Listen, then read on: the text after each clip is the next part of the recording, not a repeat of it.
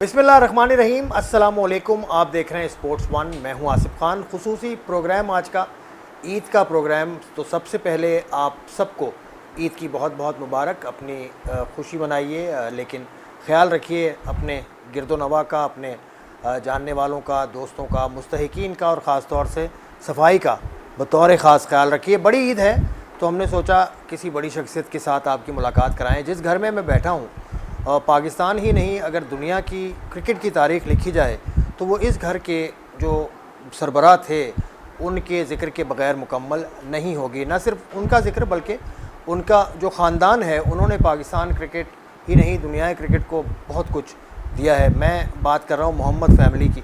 हनीफ मोहम्मद साहब, सादिक मोहम्मद साहब, मुश्ताक मोहम्मद साहब, वज़ीर मोहम्मद साहब, ये तो भाइयों का एक सिलसिला था जिन्होंने बेशबहा कारनामे अंजाम दिए, जिसमें हनीफ मोहम्मद साहब सबसे ऊपर और अभी भी वो बहुत ऊपर बराजमान हैं। हम बात करेंगे उनकी भी। लेकिन उसके बाद जो दूसरी नस्ल आई तो उनके साहबजादे शुएब मोहम्मद, और फिर उसके बाद तीसरी नस्ल आई तो शुएब मोहम्मद के साहबजादे शहज़र मोहम्मद फ़र्स्ट क्लास पाकिस्तान के लिए खेले और पाकिस्तान की खिदमत करने के लिए अब तैयार हैं।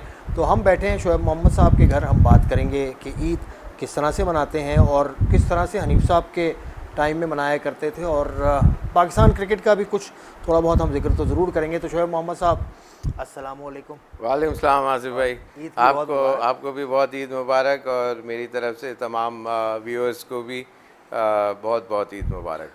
कैसा लगता है, मतलब अब मैंने जिक्र किया, देखें हनीफ साहब के ज़िक्र के बाद आपका ज़िक्र आता है, आपको कैसा फील करते हैं आप? नहीं, ये तो बहुत प्राउड फीलिंग होती है, और one can not thank God enough कि I have been part of this family. और एट द सेम टाइम ये भी कहना गलत नहीं होगा कि probably I was born with silver spoon in my mouth वाली बात है। तो इसी के हर चीज़, जब मैं छोटा था तो वहीं से क्रिकेट की ही बातें, नेचुरली कोई कंप्यूटर गेम्स और डिस्ट्रैक्शन इस तरह की कोई चीज़ें नहीं हुआ करती थी। और जो आपस में जो टॉक भी होती थी, कोई मेहमान भी आते थे तो क्रिकेट की बातें, क्रिकेट में स्कूल में लोग कहते थे कि अपने फादर का कब रिकॉर्ड तोड़ोगे, तो वो बहुत मोरल बूस्टिंग एक किक होती थी कि नॉट ओनली इंशाल्लाह I will be playing for Pakistan but I have to break records at the same time. और तो वो एक मोटिवेशनल एस्पेक्ट था। और नेचुरली मैंने भी कोई और गेम और स्पोर्ट्स के अंदर इंडल्जेंस अपने आप को नहीं रखा। Apart from Habib public school में मैं पढ़ा था, तो वहाँ हॉकी हॉकी होती थी। लेकिन वहाँ हम जब क्लास सरदार साहब वगैरह की शायद बैच में होंगे आप? नहीं, उनके बाद था मैं, वो हमारे से सीनियर थे। लेकिन वहाँ के जो दूसरे हमारे स्पोर्ट्स के जो लड़के थे, उन्होंने कहा कि हनीफ साहब को बुलाया जाए और प्रिंसिपल साहब से बात कराए तो शायद क्रिकेट यहाँ भी हो जाए। तो फिर एक दिन हम लोग लेके गए डैडी को, उन्होंने उनको मोटिवेट करा और समाउ दी अदर एग्री करवा लिया कि जी हबीब पब्लिक स्कूल में क्रिकेट खेली जाएगी, वरना इवन बैट और बॉल का भी अलाउ नहीं होता था। इतना स्ट्रिक्ट वहाँ मेजर्स लिए जाते थे। लेकिन जब हम क्लास 7 में आए तो फिर वहाँ से क्रिकेट स्टार्ट हुई, और जब मैं मैट्रिक में आया था तो फिर हम first time inter school championship, मैं ही इत्तेफाक से उसमें कैप्टन था, और हम लोग वो टूर्नामेंट जीते। तो बहुत ज़्यादा खुशी हुई, और नेचुरली फिर स्कूल वालों को भी अंदाज़ा हुआ। चले क्रिकेट की बातें तो शुएब भाई करेंगे। ईद का दिन है, कैसे ईद की ये बड़ी ईद आप किस तरह से मनाते हैं? इसमें ये होता था कि कोई 3-4 दिन पहले यूजली बकरा लेने के लिए मैं अपने दोस्तों के साथ जाता था। तो उसके अंदर से 3-4 जो भी बकरे आते थे, तो उसके अंदर जो सबसे अच्छा होता था मैं कहता था कि ये डैडी ये आपका है, फिर मदर का है, फिर जो तीसरा जो बचता था वो फिर वो मेरे हिस्से में ही आता था। तो नेचुरली वो एक फील गुड फैक्टर वाली बात है कि वो होती थी कि डैडी के पास का या उनके नाम का जो बकरा हो वो सबसे अच्छा हो। फिर नेचुरली सुबह डैडी सुबह सबसे पहले तैयार हो के कोई नया शलवार कमीज़ जो भी मदर लेके आया करती थी तो वो पहन के फिर बकरे के ऊपर हाथ लगाना या थोड़ा जो भी दुआ पढ़ना, तो वो उसके बाद फिर इतनी देर में बच्चे तैयार हो जाते थे तो उनके लिफाफे तैयार होते थे डैडी के पास पहले से, तो पहले बच्चों को फिर हमारी भी बारी आती थी। तो बड़ा बहुत वो चीज़ें मिस करते हैं और उनकी बातें इतनी ज़्यादा याद आती हैं कि वो अक्सर हम घर में भी डेली, कोई भी शायद ऐसा दिन नहीं हुआ, आज 11 अगस्त को चौथी बरसी आने वाली है, तो मैं समझता हूँ कि कोई भी दिन ऐसा नहीं हुआ कि उनकी कोई बात ना की हो। हम घर वालों ने या हमारे अमंग जो भी क्लोज़ जो दोस्त वगैरह हैं तो उनकी ज़रूर बात होती है कि किस तरह वो लेके चलते थे सारे फैमिली को, दोस्तों को। मजाक भी बड़ा उनका लोग पसंद करते थे कि जो समझते थे वही हंसते थे, बाकी दूसरे तीसरे को समझ नहीं आती थी। तो बाकी उनका एक शाम का एक पैटर्न था कि वो नाश्ता नेचुरली देर से करते थे, तो शाम 5 बजे करीब वो शाम गार्डन में बैठ के डेली खाना वहीं खाते थे। तो जब खाना खा लेते थे तो फिर अंदर से और खाना कुछ मंगा के अपने हाथ से पूरा रोटी वगैरह जो भी छोटे छोटे टुकड़े करके वो वहाँ बहुत सारे कौवे इतनी देर में वो पहले से जमा हो जाया करते थे। तो हमने ये एक बड़ी हैरत वाली आपको बात बताऊं कि डैडी के हाथ से वो खाना, अच्छा, वो हाथ यूँ करके आगे करते थे और वो उनकी चोंच से उनके हाथ से वो खाना खाया करते थे। तो इस तरह इससे अंदाज़ा ये होता है कि वो कितना उनका ट्रस्ट जीता होगा, कितना लव उन्होंने उनको शो किया होगा कि वो कौवे भी वो चीज़ उनका, इसलिए कि उनका मिजाज इस तरह का था कि बहुत soft, very polite, very loving. और वही चीज़ हम कोशिश करते हैं, बहुत लोग अप्रिशिएट भी करते, लेकिन मैं समझता हूँ कि उसके करीब हम लोग कभी पहुँच नहीं सकते। हमारी भी मुलाकातें रही हैं काफ़ी, हम आते थे, पाकिस्तान की टीम अभी रिसेंटली आई, यूनुस खान काफ़ी आते थे, यूनुस के साथ खासी ज़्यादा क्लोजनेस थी हनीफ साहब की। हाँ, नहीं वो इसलिए पसंद करते थे कि उनका वो नेचर बहुत सॉफ्टवेयर एट हार्ट। यूनुस हमेशा लाउड माउथ नहीं कभी देखने में आया कि उनका नेचर जो है वो उस तरह से, तो इस वजह से भी बहुत डैडी उनको पसंद करते थे। फिर एक तो ये था कि he was among the highest run getter, तो फिर उन्होंने एक जब आए थे तो एक वो मग लेके आए थे, तो उसके ऊपर उन्होंने बड़ा अच्छा कुछ उनको करके उन्होंने ऑटोग्राफ करके उसको यूनुस को प्रेजेंट भी दिया था।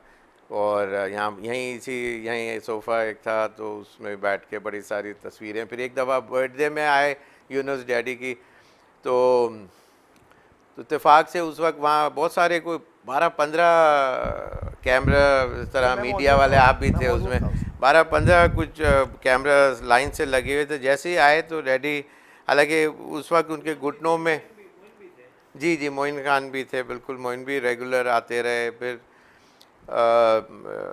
मिसबा, अज़हर अली, एक टाइम पे तो 5 कैप्टन, एक बर्थडे में तो 5 कैप्टन थे डैडी थे उसमें, ज़हीर अब्बास साहब थे, मिसबा, शाहिद आफरीदी और मोइन खान, अज़हर अली, इस तरह एट अ टाइम ये इस तरह से, आरिफ अब्बासी साहब और शुएब अख्तर भी थे। तो इस तरह शुएब मलिक वगैरह, ये सारे बहुत सारे, सलमान भट्ट, ये सारे आके उनको बहुत वो करते थे। तो डैडी को बड़ा अच्छा लगता था कि जब हम अमंग क्रिकेटर्स वो हों, और फिर वो जो उनकी जो कॉन्वर्जेसन वगैरह और वो चीज़ें होती थी तो बड़ा ही used to really love it. तो एक दिन वो मैं बता रहा था, यूनुस आए तो वो एक ऐसी बर्थडे थी जिसके अंदर वहाँ कुर्सी सिर्फ एक ही थी। तो डैडी खड़े होके, हालांकि उनको मुश्किल होती थी, लेकिन यूनुस आए तो उसके लिए खड़े होके तो उन्होंने मना किया कि नहीं सर आप बैठें। तो डैडी ने कहा कि नहीं तुम यहाँ बैठो, तो उन्होंने कहा कि नहीं आप यहाँ बैठें, और वो ज़मीन पे ही घुटना टेक के, आपको याद होगा। तो वो बैठे। तो ये बड़े जो ग्रेट प्लेयर्स होते हैं वो एक दूसरे की रिस्पेक्ट भी करते हैं, और उनका जो लव होता है वो वो बिल्कुल from the core of the heart आ रहा होता है, निकल रहा होता है। तो ये चीज़ें अप्रिशिएट करनी चाहिए। और बहुत कम प्लेयर अब ऐसे हैं कि जो जिनको इस तरह का। फॉरेन प्लेयर्स में कौन था? मैंने सुनील गावस्कर के मुंह से तो खुद सुना है, बहुत तारीफ उन्होंने की। और कौन है जिन फॉरेन प्लेयर्स के साथ जिनके साथ अच्छी कमराडरी हो? वैसे तो फॉरेन प्लेयर्स तो सारे ही सब, लेकिन जो पाकिस्तान हमारे घर में जो आए थे, टोनी ग्रेग आए, पैट पॉकॉक ऑफ स्पिनर इंग्लैंड के जो थे, और क्रिस ओल्ड, और ये फास्ट बॉल 70s के जो एक्चुअली एक टीम आई थी, वर्ल्ड 11 की टीम बनी थी। तो डैडी वर्ल्ड 11 की टीम से खेले थे, और 1970 की बात है। उन्होंने, बल्कि मुझे उनका वो मैच भी याद है, नेशनल स्टेडियम पे 51 रन्स कुछ किए थे, फिर निकल के उन्होंने मिड विकेट पे मारा था, तो शफकत राना साहब ने रनिंग कैच किया था उनका बाउंड्री की तरफ। तो वो बाहर भी जब जाते थे तो जितने पुराने प्लेयर्स जो मिला करते थे, तो बड़ा एक मैं भी टेस्ट मैचेस देखने जब जाया करता था, या यहाँ जब छोटा था, तो वो जिस तरह वो आके प्लेयर्स मिलते थे और अपना जेस्चर्स जो शो करते थे, इट वाज अमेजिंग। और उससे अंदाज़ा होता था कि how great batsman he must have been. Records तो अपनी जगह थे ही, लेकिन दूसरों का लव जीतना ना, वो ज़्यादा मुश्किल बात होती है। आप अपनी जगह बहुत तुरम खां बन के बहुत ज़्यादा स्कोर कर सकते हैं, बहुत वो, लेकिन दूसरों के साथ अटैच रहना, या वो उनकी भी रिस्पेक्ट जीतना, यू गॉट टू, वो गिव एंड टेक वाली बात है। तो अपने आप को कभी शो, घर में तो ये होता था, अभी शाजिया वो कुछ शीर खुरमा की तैयारी में है, तो इसलिए अभी वो आ नहीं पा रही। नहीं, तो हम एक्सपेक्ट कर रहे हैं कि ब्रेक के बाद वो आएंगे। अच्छा, मुझे लगता है कि वो आज देर से उठी हैं, इसलिए हर काम देर से हो रहा है इस वजह से। लेकिन वो उनके साथ अक्सर मेरा इस तरह, ये जब कभी हम कमरे में जाते थे डैडी के, तो वो अक्सर मैं ये कहता था कि भाई मेरा तो भाई 1 रन का एवरेज ज़्यादा है इनसे, मेरा 45 का है, इनका कोई 43 44 के करीब का एवरेज है टेस्ट का। तो भाई तो वो तो डैडी कहते हैं हाँ भाई बात तो सही कह रहे हैं। उन्होंने आपसे 10 टेस्ट भी ज़्यादा खेले। हाँ, खैर मैं तो मजाक कर रहा होता था। वैसे शोएब भाई रहने दें, मैच तो हो नहीं सकता। हाँ, उसमें कोई मैंने इनिंग्स गिनाना शुरू किया, बारबाडोस वाली इनिंग्स तो सारी टेस्ट इनिंग्स पे भारी है। बेशक वो आज भी वर्ल्ड रिकॉर्ड है। और उसमें आप ये देखें कि शुरू में जब पाकिस्तान में क्रिकेट कम होती थी या नहीं होती थी इतनी, तो बहुत लोगों, ये जो वर्ल्ड रिकॉर्ड डैडी ने जो जाके पूरी दुनिया में या यहाँ पाकिस्तान में भी जो किए, या सेंचुरीज़ वगैरह की, हर कंट्री में जाके पहले टूर के ऊपर वहाँ बड़े बड़े स्कोर सेंचुरीज़ की, तो वो आइकॉनिक फिगर इतनी जल्दी डेवलप हो गए। अल्लाह ने करम किया कि उनको लिटिल मास्टर का खिताब 1952 सीरीज़ में ही मिल गया था कि भाई ये लिटिल मास्टर महाराजा विजयनगरम जो थे, उन्होंने ये उनको लक़ब दिया था। और सुनील गावस्कर साहब खुद कहते हैं the original little master Hanif साहब, उनके अल्फाज ये खुद उन्होंने वो लिख के भी भेजा था हमारे को।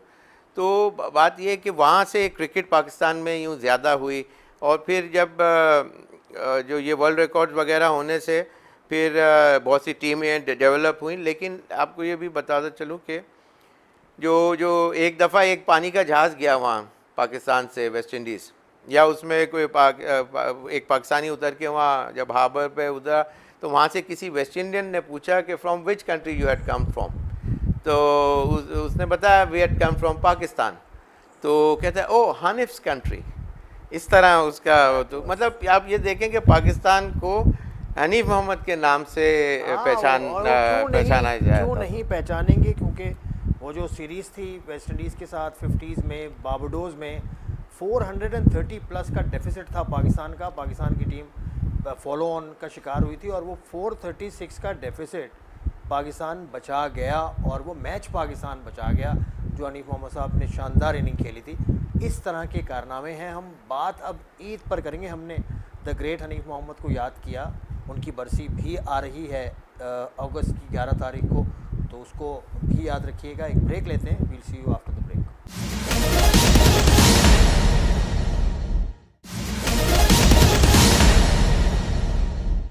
Welcome back to Sports One special edition of Sports One. Eid का, बड़ी ईद का ये प्रोग्राम शोएब मोहम्मद साहब के साथ हम बैठे हैं और हम याद कर रहे हैं ग्रेट हनीफ मोहम्मद को, जिनकी बहुत ज़्यादा खिदमात हैं पाकिस्तान में खेलों के शोबे के हवाले से।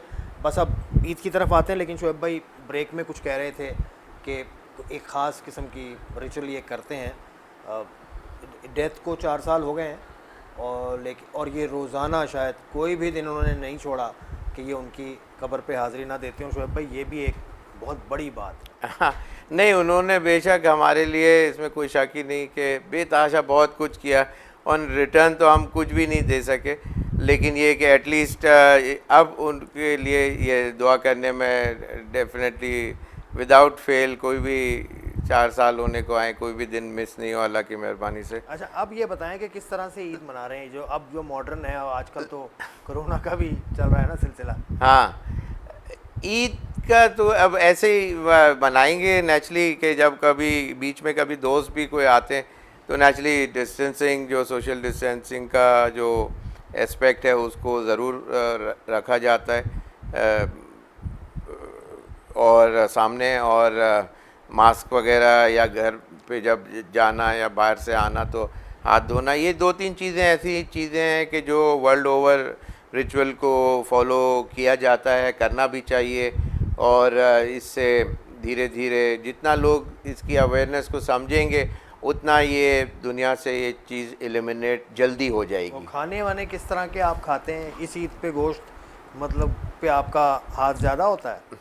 नहीं, डैडी को ये था और हमारे को भी कि हमारे वहाँ जब वैसे तो एक टाइम था कि बारबेक्यू डेली ही बना करता था, लेकिन ये कि फिर मैंने एक किताब पढ़ी, you are what you eat, तो उसके अंदर मैंने कहा कि एक चीज़ जो एक दिन आप खाएं तो वो उसको 4 दिन के बाद आपको डेली नहीं होना चाहिए, 4 दिन के बाद वो आप खाया करें।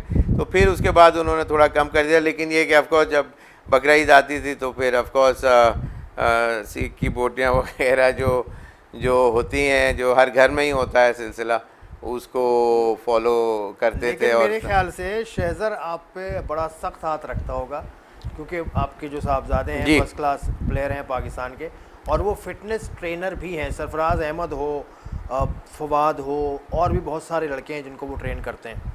जी हाँ, बिल्कुल। शहज़र का ये है कि वो अब डाइट के ऊपर बहुत अपना स्ट्रिक्ट मेजर्स के हिसाब से काम करता है, और खेल के साथ साथ उसने मियामी और लास वेगस से वो जो क्रॉसफिट ट्रेनिंग के सर्टिफिकेशन वगैरह जो ली, तो वो बहुत अच्छा साइन है कि फ़िटनेस। मैं जब ये अमेरिका पढ़ने चला गया था जब छोटा था, तो जब वापस आया तो जब से मेरी ये कोशिश थी कि फ़िटनेस, उस ज़माने में इसका फ़िटनेस का इतना ज़्यादा नेचुरली लगाव नहीं था, लेकिन बहुत जल्दी उसने उस चीज़ को ओवरकम किया और फ़िटनेस के ऊपर बहुत ज़्यादा गौर व फिक्र के साथ, और क्रिकेट में भी उसको बहुत ज़्यादा एकदम से फ़र्क देखने में आया। और फिर जो उसने वर्ल्ड रिकॉर्ड किया 3rd जनरेशन से डबल सेंचुरी जो की, तो वो बहुत अच्छा ग्रेट साइन है, और मेहनत कर रहा है। इंशाल्लाह बहुत उम्मीद है कि उसको भी अल्लाह करे कि मौका मिले पाकिस्तान से। 3 जनरेशन है, हनीफ साहब, उनके बाद शोएब मोहम्मद, उनके बाद इनके साहबजादे शहज़र मोहम्मद, तीनों की फर्स्ट क्लास क्रिकेट में डबल 100 है। ये भी पाकिस्तान का वर्ल्ड रिकॉर्ड है, ये भी एक रिकॉर्ड है पाकिस्तान की, इक्वल किया हमने, आलमी रिकॉर्ड जो इक्वल किया, ये भी पाकिस्तान की शान बढ़ाई। तो ये काफ़ी आपको भी टोकते तो होंगे ना वो कि आपने ये खाना है, ये नहीं खाना? हाँ, मुझे भी बहुत सी गाइडेंस ऑफ कोर्स होती है फिटनेस के ऊपर भी कि इससे आपको यूँ फ़ायदा होगा और इस तरह। और ऑफ कोर्स आजकल के बच्चे ऑफ कोर्स बहुत ज़्यादा इन चीज़ों की अवेयरनेस, फिटनेस की, क्या खाना है, विटामिन्स, और आपका मेटाबॉलिज्म किस तरह काम करता है, वो ओल्ड स्कूल ऑफ थॉट वाले लोगों में ज़रा कम होती थी। लेकिन ये कि आजकल के बच्चों के हिसाब से ये चीज़ बहुत अच्छा साइन है कि लोगों को भी, जैसे शहज़र, जैसे सरफराज या असद शफीक, शान मसूद वगैरह, ये इसके साथ ताबिश खान भी, और रेगुलर ट्रेनिंग करते और बहुत ज़्यादा उनको फ़र्क भी आया, अज़हर अली भी उनके साथ अभी ड्यूरिंग कोविड-19 डेज़ उसके ऊपर नेट के ऊपर वो काम करते थे, घंटा घंटा ट्रेनिंग का।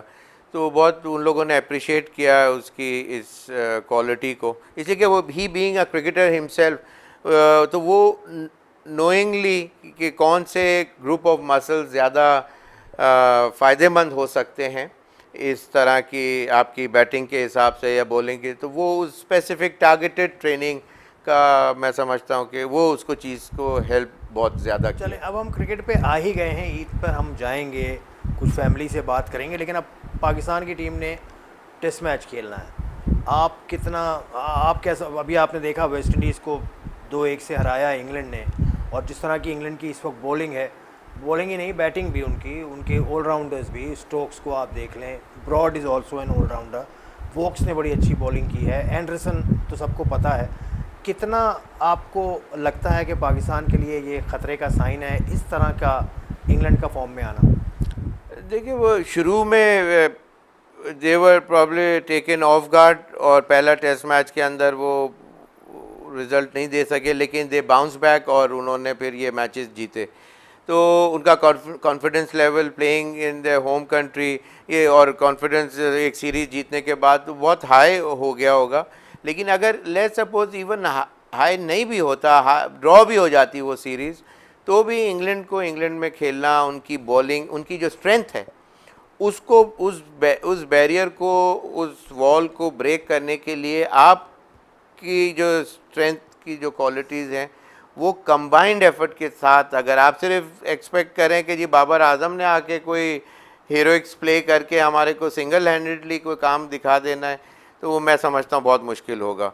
Everyone has to chip in, और जो स्पेशली जो प्लेयर उस दिन खड़ा हो जाए विकेट के ऊपर, बॉल अच्छा नज़र आ रहा है, बल्ले में लग रहा है, तो he should be throwing his wicket away. और top class bowling, fielding, captaincy, तो ये सब चारों एस्पेक्ट ऑफ द गेम के अंदर बहुत वेटेज रहेगा। यूनुस खान के आने से बतौर बैटिंग कंसल्टेंट क्या फ़र्क पड़ेगा? क्योंकि यूनुस को हमने सुना है कि वो बैटिंग में, क्योंकि वहाँ पर तो आपको अपना ऑफ स्टंप पता होना चाहिए ना, इंग्लैंड में कहते हैं जी। और यूनुस को मैंने कहते सुना है कि ऑफ स्टंप अगर किसी को सीखना है तो वो शोएब मोहम्मद से सीखे, इतना वो आपको रिगार्ड करते हैं। हाँ, बेशक बेशक। तो यूनुस के आने के बाद ये प्रॉब्लम हल होगा कि जो ज़रूरत है उन पिचेस पे? देखिए, ये to be very honest Asif भाई, बात यह है कि एक चीज़ पकी हुई है, एक बैट्समैन के अंदर कोई गलती है, हाँ, वो उसकी बाज़ दफ़ा फाइन ट्यूनिंग से बहुत ज़्यादा फ़र्क पड़ता है बैटिंग के अंदर। अगर आपको मेंटली आपको चेंज कर दिया जाए कि आपने रश ऑफ ब्लड नहीं करना है, आपके बॉल अगर बल्ले में नहीं आ रही, तो बहुत से प्लेयर उस out of frustration fall stroke में अपने आप को इंडल्ज कर लेते हैं और आउट हो जाते हैं। तो आपको वो फाइट करने की एबिलिटी आनी चाहिए, how to occupy the crease for longer. ये आर्ट ऑफ बैटिंग के अंदर आता है, और वो आई एम श्योर वो ये चीज़ें यूनुस उनको सिखाएंगे। लेकिन वही बात है कि एक बैट्समैन ने अपना ग्राउंड पे उसने कितनी इसके ऊपर मेहनत की हुई है, कितना होमवर्क किया हुआ है, कितनी स्विंग के ऊपर उसकी स्ट्रेंथ है, अगर वो चीज़ें उसने काम किया है, how strong he is mentally और physically at the same time, फिर जाके काउंटर कर सकेगा पाकिस्तान, जो कि मुझे उम्मीद है कि हमारे बैट्समैनों में वेस्ट इंडियन बैट्समैनों से बेतहाशा बेहतर क्वालिटी प्लेयर्स हैं। और आप पाकिस्तान की बैटिंग और वेस्ट इंडीज़ की बैटिंग को कंपेयर मेरी नज़र में तो मैं नहीं कर सकता, अच्छे प्लेयर हैं हमारे पास। लेकिन वही बात है कि आउट ऑफ प्रेशर सिचुएशन वो हैंडल करने की एबिलिटी पाकिस्तान के अंदर जो वनरेबिलिटी एस्पेक्ट है वो अगर अभी भी रहा, और यूनुस अगर उसको ख़त्म करने में कामयाब नहीं हुए, तो उसके अंदर फिर ये बैट्समैनों, हालांकि बहुत कम टाइम है, ये अभी उन्होंने ज्वाइन इन किया है यूनुस ने, और उनके लिए बहुत मुश्किल डिफ़िकल्ट टास्क होगा। You can not blame just one person out of the blue के जी ये बैट्समैन ने 2 लो स्कोर कर दिए तो आपकी गलती है, नहीं, ऐसी बात नहीं। उसी बैट्समैन की गलती है कि उन्होंने अपना होमवर्क कंप्लीट इनफ नहीं किया हुआ। बिल्कुल, हम बात ईद की कर रहे थे लेकिन मौका है, शोएब मोहम्मद साहब बैठे हैं तो हमने सोचा जो पाकिस्तान की टीम ने टेस्ट मैच खेलना है, सीरीज़ खेलनी है इंग्लैंड से, ज़रा उस पर भी राय ले लें, क्योंकि जितनी मुस्तनद बैटिंग टेक्निक इनकी हुआ करती थी शायद ही बहुत कम ऐसे बैट्समैन हैं, और जो आज पाकिस्तान के बैटिंग कंसल्टेंट है वो भी इनके मोतरफ हमने उनको कहते हुए सुना। तो हम ब्रेक लेते हैं, ब्रेक के बाद हम मज़ीद बात करेंगे, कुछ ईद की तरफ वापस जाते हैं towards the family after this break.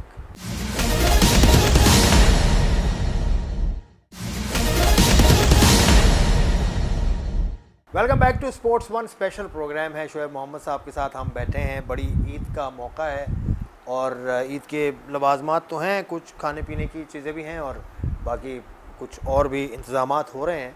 इसी दौरान बच्चे आ गए हैं। शोएब मोहम्मद साहब तो वही क्रिकेट शुरू कर दी इन्होंने शाहज़ैन के साथ आयज़ा भी बैठी हैं, तो ये दोनों बाप बेटे तो बिज़ी हैं। तो मैं आयज़ा, लेट्स टॉक। कैसी हैं आप? जी ठीक, आप कैसे? ओह, आई एम वेरी गुड। आप तो बड़ी तैयार हैं। कौन सी क्लास में पढ़ती हैं? आई एम इन ग्रेड 7 इन डेल सोल। स्कूल तो आजकल कोई है ही नहीं ना, आप तो आजकल तो घर पे ही पढ़ रही होंगी। जी घर पे पढ़ रही होती हूँ, ऑनलाइन क्लासेस वैसे अब तो नहीं है, पर जब थी उस वक्त तो पढ़ाई लिखाई हो रही थी। अभी जब मौका मिलता है तो बुक खोल के बैठ जाती हूँ कभी कभी। अच्छा ये बताएं, ईद कैसे गुजरती है? बकरा और गाय और किस तरह आप इंजॉय करती हैं? बहुत मज़ा आता है, पर जब कुर्बानी का वक्त आता है उस वक्त इतना अच्छा नहीं लगता, क्योंकि जब होते हैं साथ में बकरे तो मज़ा आता है कि अरे वाह बकरे जानवर है, लेकिन जब कुर्बानी हो जाती है अरे घर में तो कोई जानवर है ही नहीं है। लेकिन फिर उसके बाद खाना अच्छा बनता है। सो अच्छा, क्या आपको पसंद है खाने में? कढ़ाई तो नहीं, जो बकरे के गोश्त से एंड गाय के गोश्त से सब चीज़ें जो बनती हैं वो सब अच्छा लगता है। ईदी देते हैं बाबा, आप देते हैं ईदी? पहले दादा आपको देते थे ईदी? जी दादा जब देते थे उस वक्त तो मज़ा बहुत आता था, क्योंकि दादा दे रहे ईदी। अब डैड भी ईदी देते तो बहुत अच्छा लगता है, उससे चीज़ें खरीदी जाती हैं। अच्छा, ये भाई आपके ये क्या करते हैं? ये तो शाहज़ैन बहुत साहब मस्ती करते हैं, बहुत इनको मज़ा आता है बकरे देख के। हर वक्त बाबा ब्लैक शीप गा रहे होते हैं कभी कभी। चलो बाबा ब्लैक कुछ गा के बताएं शाहज़ैन की आंखें नहीं खुली, ये रात जागते रहे लगता है। अब सोने का टाइम है। अच्छा, ये इनके सोने का टाइम है। सोने का टाइम। तो ये आपके साथ ही रहते हैं? हाँ, ये असल में upset बहुत है ये मेरा। दोनों आपस में बहुत लड़ते रहते हैं ऑल द टाइम, और ये बुली करता है आयजा को बहुत ज़्यादा। ये बहुत बदमाश है, चालाक है, और मार के रोना शुरू कर देता है ताकि कि ऐसा लगे कि ये वाली इसके अंदर। नहीं, अभी ये देखें गुस्से में आ आप मेरे गया। पास आ जाओ। चलें आप करें। और तो इस तरह से बच्चों के साथ कोई फैमिली गेट टुगेदर भी होता है, बाहर से लोग आते हैं, किस तरह से होता है? हाँ, शाजिया के कुछ अपने फ्रेंड्स हैं या मेरे कोई फ्रेंड ग्रुप ऑफ फ्रेंड्स, हम लोग जब पहले तो आपको पता है कि यहाँ कुछ गज़लों की महफिल वगैरह जी, की जी, जी। टाइम टू टाइम होती है। हमारे बड़े अच्छे कुछ दोस्त हैं, फेमस गज़ल सिंगर मोहम्मद अली साहब जैसे हैं, तो ये लोग कभी आ जाते हैं तो ऐसे ही कभी गुनगुनाने वैसे ही शुरू कर देते तो हैं। आप ईद का मौका है, आप कराएं ना, आप बताएं। चलें लेकिन let's- वो ये कोविड-19 के चक्कर के अंदर हर चीज़ नहीं तो आप थोड़ा सा तो गुनगुना दें, अब नाजरीन सुन नहीं, रहे हैं अभी आपको। उनके साथ बैठ के इतना आसान होता तो मेरे ख्याल ये क्रिकेट से भी मुश्किल काम नहीं, है। आप गाते हैं वैसे यार? नहीं, मैं तो सुनने वाला बिजनेस में से हूँ। आपको एक जल्दी से वो बताऊं कि इंडिया में जब 61 के टूर के ऊपर एक दिन नॉक हुआ तो देखा तो लता जी डैडी से मिलने आई हुई थी। हमारी दादी भी वहाँ टूर पे थी, तो वो बड़ा खुश हुए।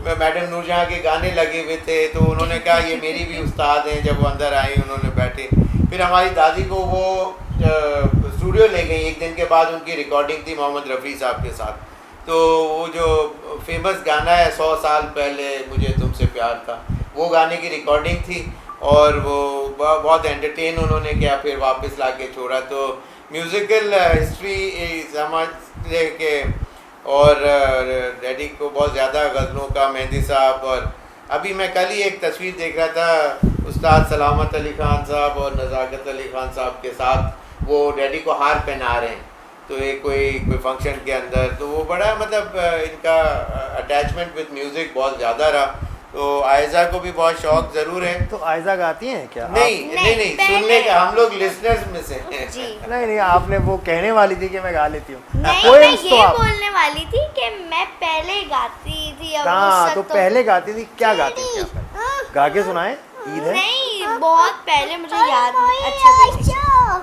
इनको छोड़ें, शाहजैन को छोड़ें, आप आयजा बताइए, स्कूल में आप फंक्शंस में गाती हैं, क्या करती हैं? नहीं, स्कूल में तो गाने के फंक्शंस होते नहीं अच्छा, है। खेलती हैं आप? कोई स्पोर्ट्स? ये स्पोर्ट्स आजकल क्वारंटीन है, इसलिए टेनिस बहुत खेला जाता है हमारे यहाँ। बैडमिंटन में ज्यादा एक्सपर्ट अच्छा, अब बैडमिंटन के साथ ये बैडमिंटन क्या है? हाँ, बैडमिंटन, बैडमिंटन प्रैक्टिस हो जाती है, एक्सरसाइज भी हो जाती है ऐसे, और मजा भी बहुत आता है। फिटनेस लेवल के ऊपर काम कर रहे हैं। शेजर का बहुत इन्फ्लुएंस है हाँ, इसमें। तो बड़े भैया का बहुत ज़्यादा इन्फ्लुएंस है। तो शेजर की बात सुनती हैं आप? शेजर भैया की बात सुनती हैं? जी, वो मुझे मैसेज भी करते हैं फ़ोन पे, एंड बात होती है कभी कभी। चलें, आप इनको एंटरटेन करेंगे, बहुत परेशान कर रहे हैं। इधर आ जाओ मेरे पास। अब आजकल बच्चे बस गैजेट्स में ही लगे हाँ, रहते हैं। बस ये इनको हालांकि बहुत अवॉइड कराने की कोशिश होती है, लेकिन ये कि बड़ा बहुत मुश्किल काम हो गया है कि रोए बगैर ये लोग देते नहीं हैं। ये देख लिया। बस इसी तरह की सीरीज। और बताइए शोएब भाई, फिर और आजकल आपकी क्या मसरूफियात हैं इसके अलावा? वैसे जो डोमेस्टिक का सिस्टम अब तो खैर अक्टूबर में गालिबन शुरू होगा, आप क्या समझते हैं? आपका डिपार्टमेंट PIA, नहीं, PIA ने तो बहुत सपोर्ट किया है और अभी भी कर रहे हैं, और उम्मीद है कि कोई फोर्टकमिंग डेज कोई टूर्नामेंट भी अमंग द डिपार्टमेंट्स हो होने वाला है शायद। लेकिन नहीं, ऐसा PCB की तरफ से होगा? PCB का नहीं, PCB तो देखिए, PCB ने तो आज मैं आज ये सोच रहा था, पिछले दिनों जो वसीम खान साहब ने कहा कि ये डिपार्टमेंट क्रिकेट ने कुछ नहीं दिया, तो मुझे बहुत ज़्यादा अफसोस हुआ इस बात का। बहुत ही ये कोई लेम स्टेटमेंट था, और ऐसा लगता है कि जैसे एक जिसको क्रिकेट की total know how from the word go बिल्कुल भी ना होना, वो ही ये इस किस्म की बात कर सकता है। और मुझे तो आप ये स्टेटमेंट के बाद मुझे ये ब्रॉट मी इन टू माइंड्स कि इनको क्रिकेट की कोई नॉलेज है भी, कुछ क्रिकेट खेले भी हैं, या वहाँ भी इंग्लैंड में सिफारिश होती थी। फर्स्ट क्लास क्रिकेट तो इंग्लैंड में खेले वही तो बता रहा हूँ कि, लेकिन वो क्या सिफारिश से खेले क्या खेले? इसी के पाकिस्तान के अंदर इतने बड़े बड़े वर्ल्ड रिकॉर्ड होल्डर, ये वसीम वकार जैसे डुओ डेडली फास्ट बॉलर्स, अपना आमिर सोहेल, सईद अनवर जैसे, माजिद खान, सादिक मोहम्मद साहब, हनीफ मोहम्मद साहब, जावेद मियादाद, सब they have been all product of these departments only. मेरे को तो अभी तक मतलब अभी तक मुझे यकीन तो नहीं है अपने कानों के ऊपर इसे, लेकिन ये कि इस तरह की बात उन्होंने कह दी, तो मेरा तो ख्याल है कि it should be taken very seriously, and he should be confronted in front of the media how he had come up with such great idea of that department had not done anything good for cricket. इसलिए कि ये department नहीं तो उनको पूरा provide किया platform, best of equipment, tours, ability of final points of the game, जैसे हनीफ मोहम्मद साहब आके अपने साथ तमाम प्लेयरों को final points of the game, futuristic thinking, behind the wall क्या हो सकता है, ये चीज़ें कौन सिखाता है? ये क्रिकेट ने सिखाई है? ये क्या आप किसी टेस्ट प्लेयर से किसी से भी उठा के पूछ लें तो वो ये बोलेगा कि क्रिकेट के अंदर जो एसोसिएशन और ये जो इस तरह के जो गेम्स होते हैं अमंग क्या कहते हैं ये डिपार्टमेंट्स के अलावा रीजन के जब ये मैचेस होते हैं उसका एटमॉस्फेयर बिल्कुल as good as club cricket होता है। कंपैरिजन करने के हिसाब से बता रहा हूँ कि I been there done that, I played test cricket, one day और सारे पोजीशंस भी मैं होल्ड कर चुका हूँ, 3 दफ़ा तो सिलेक्शन कमेटी कोचिंग के उसमें भी और था। बात ये है कि ये कैसे मुमकिन है कि ये तमाम जैसे जावेद मियांदाद साहब थे तो उनके साथ जो प्लेयर्स जो उनके साथ बार बार जो आमने सामने खेलते थे, या हबीब बैंक की टीम या PIA की टीम जब टूर करती थी, उनकी कन्फ्रंटेशन, उनकी राइवलरी, उनके साथ जो बड़े बड़े माइंडसेट ऑफ प्लेयर्स साथ कैरी अलोंग करते थे, अटैच होते थे, वो उनको सिखाते थे वो सारी चीज़ें। ये एसोसिएशन वाले किन प्लेयर, इनके साथ कोचेस कौन होते हैं जो हुए been failures in their lifetime, वो खुद फेलियर को 2 किताबें पढ़ के सर्टिफिकेशन हासिल करके and they are part of PCB। That's why Pakistan cricket has gone down the drains, और and yet Wasim Saab has come up with this great idea of the department had not done anything good for Pakistan cricket. Absolutely shameful statement, I must say. दिल से निकली है बिल्कुल। यहाँ हम जाना नहीं चाह रहे थे ईद के मौके पे, आयज़ा को भी हमने बिठाया हुआ था, इससे पहले भी आए थे, लेकिन शोएब भाई अब क्रिकेट की बात हुई तो अब इन्होंने बात की है, एंड आई थिंक इनको सुनना चाहिए। 45 टेस्ट मैचेस ये खेले बैठे हैं, पाकिस्तान का बहुत बड़ा नाम है, सिलेक्टर भी रहे, फील्डिंग कोच भी रहे, और भी कैपेसिटीज़ में PIA इतना बड़ा डिपार्टमेंट है उसके अंदर भी रहे, और एक इतनी बड़ी लेगेसी को लेकर चल रहे हैं। बहरहाल ईद के इस प्रोग्राम से इजाज़त चाहूँगा एक मरतबा फिर आप सबको ईद की बहुत बहुत मुबारक। ख्याल रखिए अपना भी और सबका, और ख़ास तौर से सफाई का ख्याल रखिए। खुदा हाफ़िज़।